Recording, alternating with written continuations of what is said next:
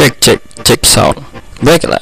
Assalamualaikum warahmatullahi wabarakatuh. Bapak-bapak sekalian, jumpa lagi dengan Bang Z, dimana kali ini Bang Z akan mereview film abangnya Bang Z, yaitu Donnie Yen, dalam film Wuxia yang dirilis tahun 2011 lalu.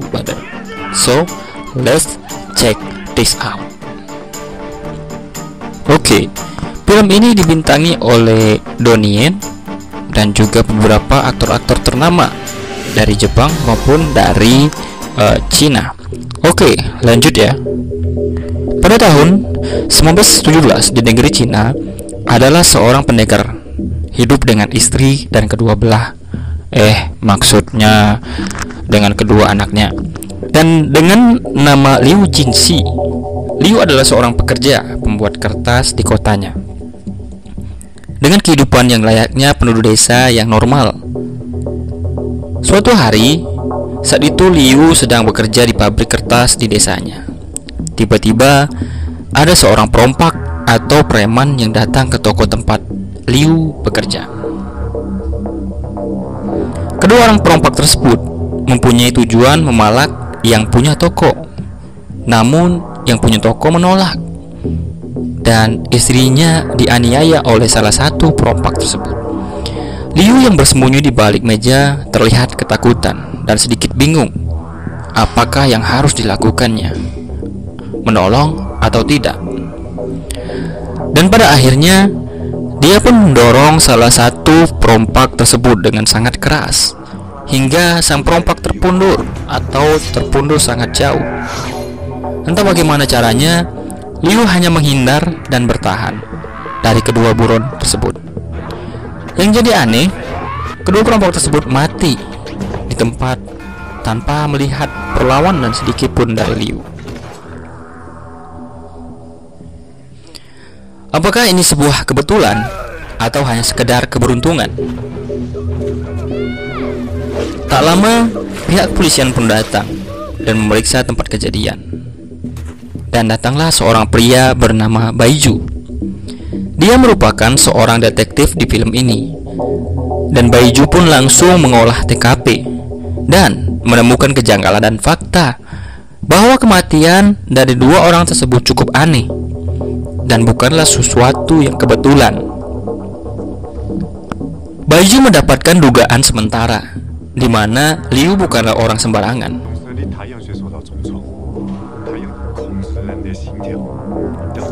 Lanjut, Baiju pun mulai mengidentifikasi penduduk setempat guna mengumpulkan informasi mengenai Liu, dan didapatkanlah sebuah kesimpulan bahwa Liu adalah seorang pendekar sekaligus ahli dalam bidang bunuh-membunuh. Oke, di sisi lain, Baiju memiliki tubuh yang sedang sekarat karena pada masa lampau Baiju pernah kena racun dari pelaku kejahatan yang meracuni makanan yang ia makan.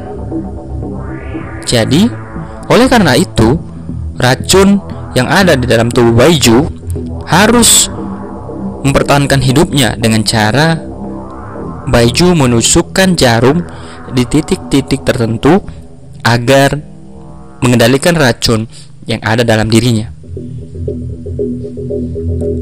Dengan semua informasi yang ia miliki, Baiju meminta izin untuk mengikuti kegiatan Liu dalam kesehariannya. Alhasil, satu persatu bukti pun ditemukan, di mana Baiju menemukan fakta yang sangat mengejutkan. Cara bernapas Liu lebih efektif dan efisien dari orang normal biasanya. Lalu, saat melewati jembatan, Baiju sengaja menjatuhkan Liu ke laut, di mana Baiju menemukan hal yang luar biasa, di mana Liu bisa meringankan tubuhnya yang bertahan pada sebuah ranting pohon, yang mana ranting pohon tersebut lebih ringan dari tubuhnya. Seharusnya ranting pohon tersebut tidak bisa menahan tubuh Liu saat jatuh. Liu dengan sengaja mengembalikan bobot tubuhnya seperti normal agar jatuh ke bawah. Liu dan warga sekitar melihat dan menganggap hal itu hal yang biasa. Dalam kejadian tersebut, singkat cerita, Saat mereka duduk sambil ngopi di kedai kopi abnormal, maksudnya di kedai di desanya ya. Akhirnya Liu bercerita tentang masa lalunya 10 tahun yang lalu kepada Baiju, bahwa dirinya pernah membunuh seorang di tempat pemotongan daging milik ayahnya, karena dia disuruh oleh ayahnya sendiri. Oleh ulahnya, ia dipenjara beberapa tahun karenanya. Hingga dirinya bebas, dia mengakui bahwa dirinya adalah seorang pembunuh di masa lalu. Namun, dia sudah berubah. Berharap dengan sebuah alibinya dan semua alibinya Baiju percaya. Namun justru Baiju menemukan fakta baru, di mana saat Liu berkumpul dengan warga, hanya Liu saja yang tidak dihinggapi oleh lalat. Secara logika, itu sangat aneh. Baiju berasumsi Liu memiliki energi Qi yang sangat tinggi yang ada di dalam tubuhnya, dan hanya dimiliki oleh beberapa pendekar tingkat tinggi. Lalu Baiju menemui seseorang polisi dan menanyakan tragedi 10 tahun yang lalu di tempat pemotongan hewan. Dan faktanya, semua cerita yang diceritakan Liu bertolak belakang dengan apa yang diceritakan oleh teman polisinya. Di mana tempat pemotongan tersebut, semua orang yang ada di dalam tempat pemotongan bersama anaknya dan semuanya meninggal dibunuh. Dan dapat disimpulkan bahwa Liu berbohong.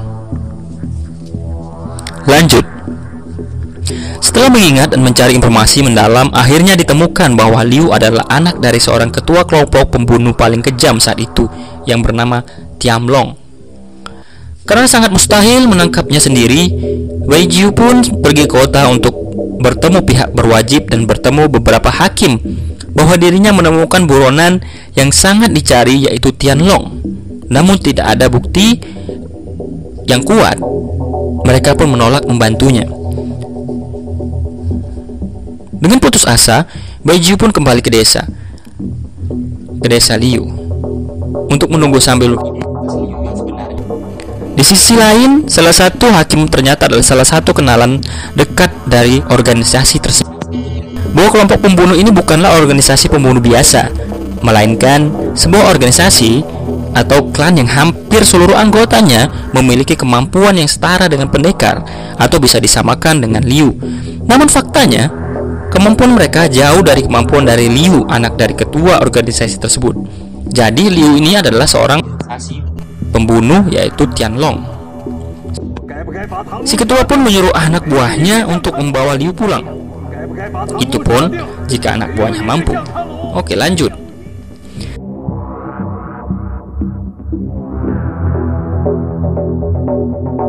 Diadakan acara perayaan, dan tiba-tiba datanglah dua anggota tersebut.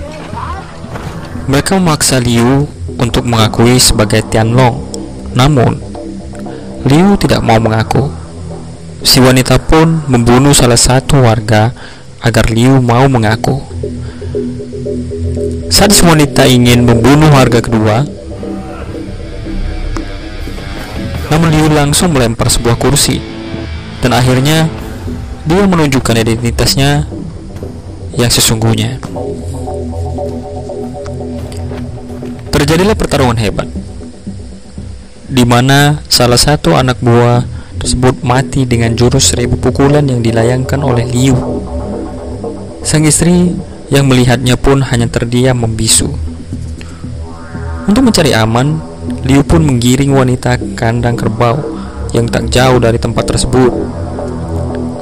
Di situ terjadi pertarungan sengit, di mana pada akhirnya Liu memenangkan pertarungan, dan si wanita pun harus rela terseret dan terinjak-injak oleh kerbau yang tak berdosa tersebut, hingga akhirnya dia harus terjatuh ke sungai dengan ketinggian 20 meter. Liu pun pulang ke rumah dengan rasa bersalah karena sudah menyembunyikan identitasnya selama ini. Di situ dia menceritakan titik balik di mana dia bertobat. Saat itu Dia melihat seorang anak tempat jagal tersebut menangis. Hal itu membuat sisi humanis dalam diri Liu muncul, dan karena hal itulah Liu memutuskan untuk hidup normal. Oke. Singkat cerita, dikabarkan bahwa organisasi tersebut akan datang ke desa Liu untuk menjemput Liu secara paksa, karena takut semua warga desa dievakuasi untuk sementara waktu ke sebuah bukit oleh Liu. Di sisi lain, Bai Jiu bersimpati kepada Liu dan bekerja sama dengan Liu untuk melakukan sebuah rencana, di mana rencananya adalah memasukkan kematiannya dengan cara teknik jarum yang dikuasai oleh Bai Jiu.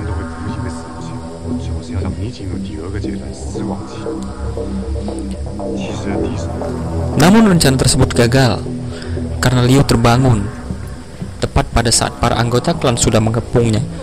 Tak diduga, Liu memutuskan untuk memotong lengan kirinya dengan maksud untuk mengundurkan diri secara resmi dari klannya. Hingga akhirnya para anggota klan pun pergi dan meninggalkannya.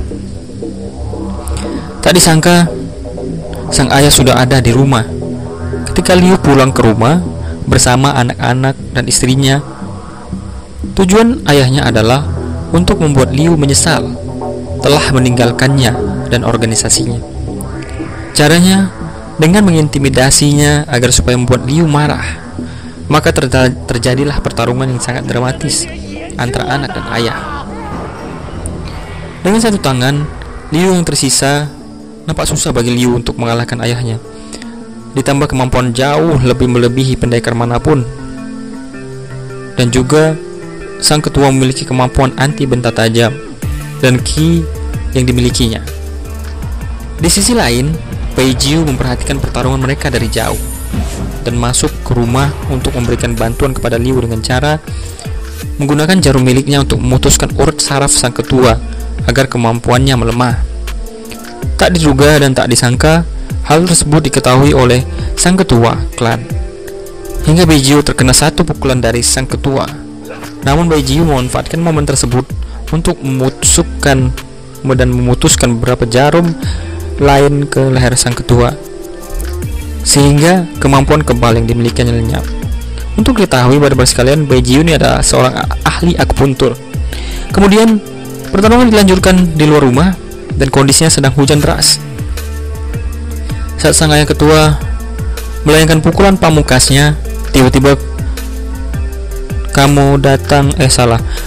Bai Jiu melompat dan menusukkan jarum yang lebih besar, hingga akhirnya ini yang agak rancu sih. Si ketua tersambar petir yang membuat tubuh sang ketua terpanggang hangus seperti bakso bakar bangsi.